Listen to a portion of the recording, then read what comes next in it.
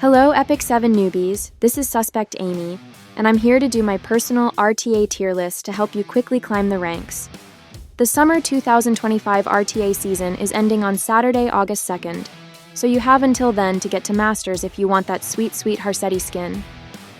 Remember that once you get to Masters, to keep your rank you need to do at least one battle every 3 days. This is why I recommend climbing close to the deadline.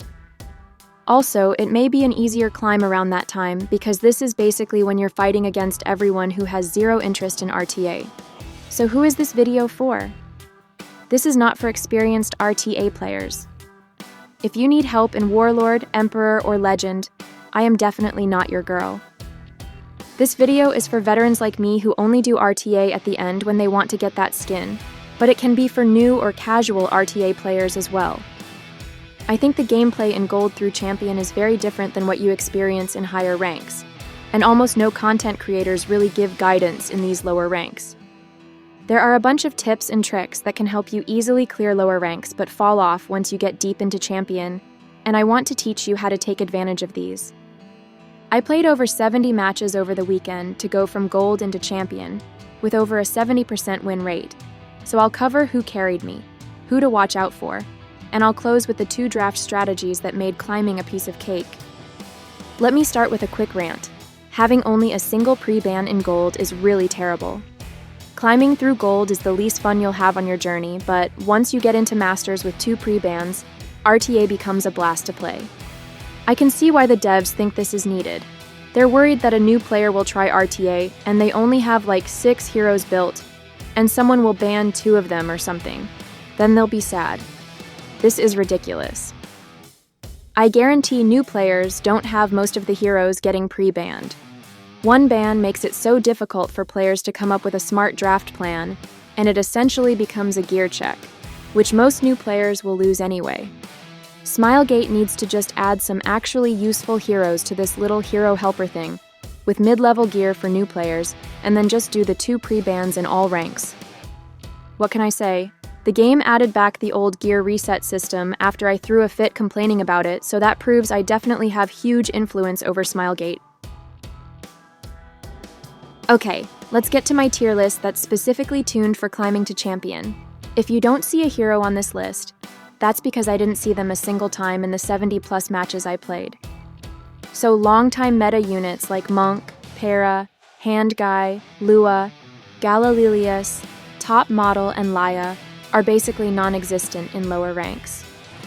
I have a row at the very bottom with units I didn't see a single time, but I feel like would be very strong in the current meta. Someone like Command Model Leica can almost delete Boss Arunca with double attacks from Summer Hwayoung. The Tori, Raz, Dian mechanic is completely non-existent in lower ranks, and with how powerful Flan has become, people are sleeping on both Dilibet and Karina's S1 defense break potential. S tier is the best of the best. I just love this RTA season so much, especially because I have a waifu-only account, and every one of these god-level heroes is female. It really sucked for me back when Zio, Mort, DDR, Haste, and Tywin ruled the meta, but those days are over. Waifu lovers are eating good today. The meta has shifted and Flan is no longer pre-banned or even picked in the first round anymore, which makes her way easier to ban protect. Along with all of the new S1 defense break heroes being introduced, like Lone Wolf, Boss, and Mere Witch, Flan is the absolute queen of standard play. If you have first pick in the draft and Boss Arunca is available, she is a must-pick. There's no one who should be picked ahead of her. Hwayoung is ridiculously strong in the current meta. I created a video dissing her when she first came out, and now I have egg on my face. I thought the fact that you can't buff or debuff her was a gimmick, and that the whole point of her existence was to only take out light units and have a random anti-cleave mechanic, which are both pretty mediocre. I was dead wrong. Not being able to debuff her is the part of her kit that makes her just an insane unit in the current meta. Whether you're cleaving or playing slow, she's a must-have on your team. There are 0 scenarios where I don't take her in the second round.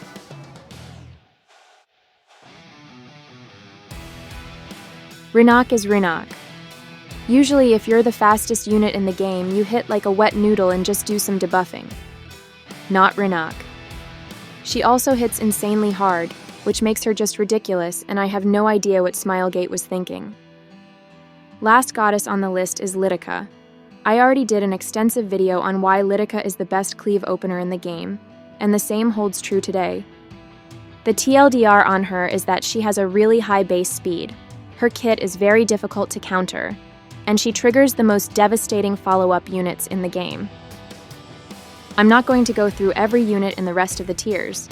I'll just call out the notable ones. For A tier, these are units that should make you very nervous if your opponent picks them. A lot of these either need to be banned or countered, or else you'll basically lose the fight. When Pyrrha first came out, I could not for the life of me figure out why she's so high on everyone's tier lists. Looking at her kit, it's very average. 50% evasion, dispels debuffs, boosts her team, and she doesn't even do good damage until late in the battle. What gives? It's this 50% evasion.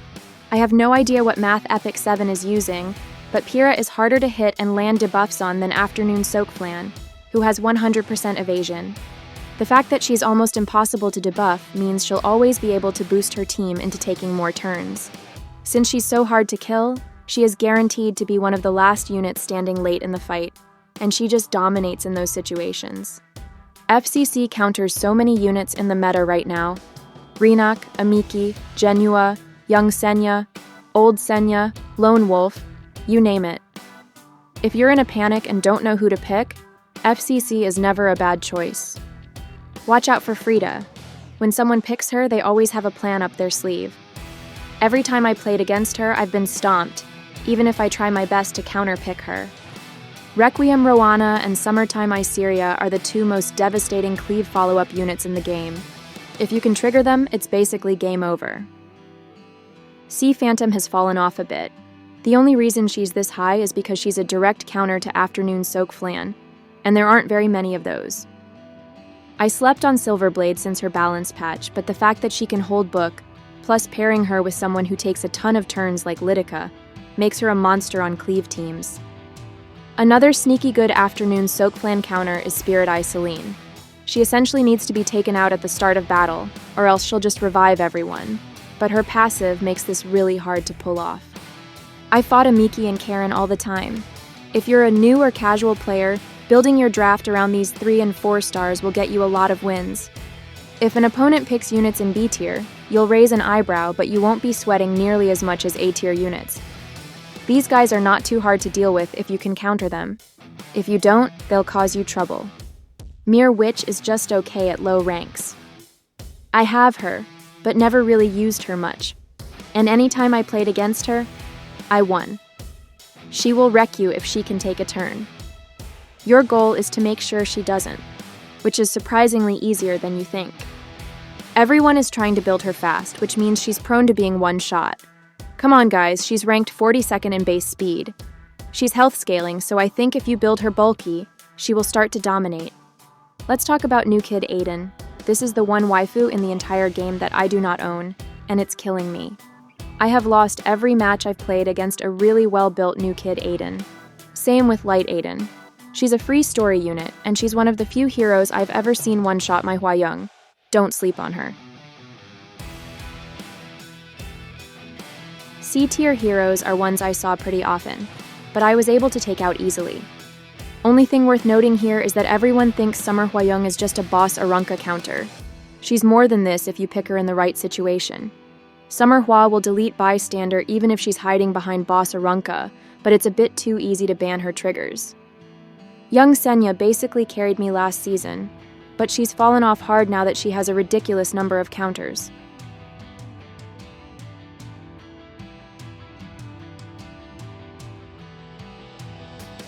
D tier are units I only saw once or twice, and I absolutely stomped them without a second thought. A lot of these guys used to be triple S tier a couple of seasons ago. This is a sad fall from grace. Okay, now I'll cover the 2 draft strategies I use to climb RTA very easily, one for when you are picking first and one for when you are picking second. 2 things you guys should know about me. Like I said, my account is waifu only. No strays, no Zio, no Mort, no Arby, no Crow, no Genua, no Eligos, no Haste, No DDR, no RAN, no Tywin. You get the picture. Back when I first made my account, when I was a poor little girl, I decided to only build waifus to save money and resources. This kind of stuck over the years, but now my account is super relatable to new and casual players who don't have a lot of meta units. The second thing is that I'm super lazy, so I build very few units for RTA every season. Maybe 15 at the most? These guys get my best gear every RTA season, and I use only this small pool of heroes in every draft.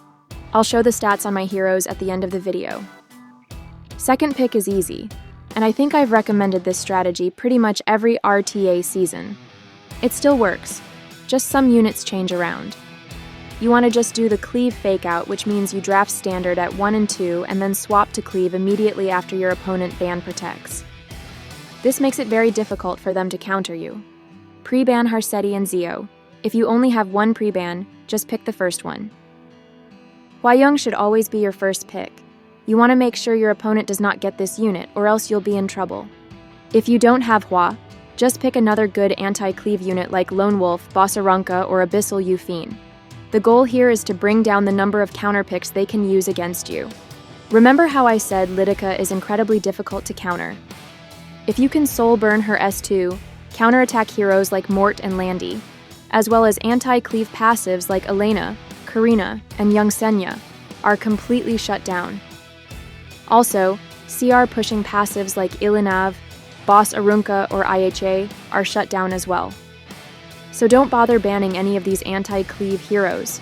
With second pick, you just need a mage with Book, just in case Rowana gets banned. Silverblade is best in slot here, because you don't need to put speed gear on her, but you can get away with Mere Witch, New Moon, or even Fire Politis. I have a pretty fast Lidica, but in lower ranks I was way faster than I needed to be. You can pull this off with Lidicas around 290 speed. The bummer about this is that these 3 units are pretty much non-negotiable. If you don't have one of these girls, then you'll have to fall back to other less effective cleaves. One of these follow-ups will always get banned, but they are so ridiculous that you can still pull off a successful cleave with only Lidica and one of these 2. I can't think of any other 2-unit cleave teams in the game that are this insane. Okay, if you have first pick, this becomes a bit more complicated. It's really risky to cleave with first pick, because your opponent can ban protect a hard counter and you'll be screwed. That's why I recommend standard play with first pick. And there's currently no stronger standard play than building a whole team around Afternoon Soak Flan.